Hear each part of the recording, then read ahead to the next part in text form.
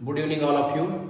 तर आज आपण एक महत्त्वाचा प्रोबॅबिलिटीचा ओपन एंडेड क्वेश्चन घेऊन आलेलो आहोत जे परीक्षेत येऊ शकतो. Find the probability of getting 53 Fridays in a leap year.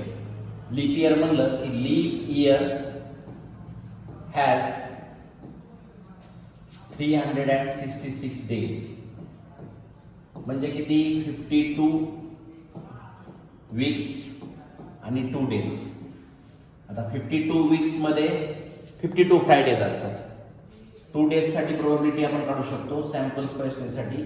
तो काय असेल मंडे ट्यूजडे किंवा Tuesday Wednesday Wednesday Thursday Thursday Friday किंवा फ्रायडे सॅटरडे किंवा सॅटरडे संडे आणि Sunday Monday Monday. Okay, short मध्ये लिहिले 1 2 3 4 5 6 7 म्हणजे एन ऑफ बी एस किती आहे तुमचा 7. आता इथं फ्रायडे सॅटरडे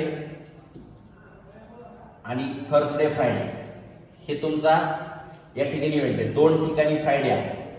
मग एन ऑफ एस 7 असेल तर प्रोबॅबिलिटी जी आहे तुमची फ्रायडे येण्याची ती प्रोबॅबिलिटी समजा इव्हेंट ए ग्रेड वर आपण त्याला.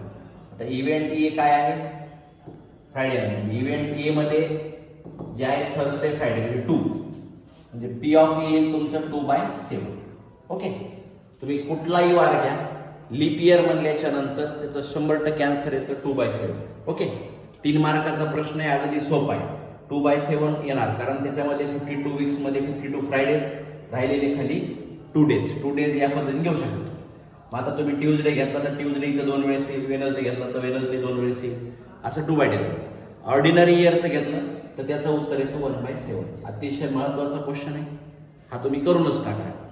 SSC बोर्डाच्या 2026 परीक्षेसाठी महत्त्वाचा आहे.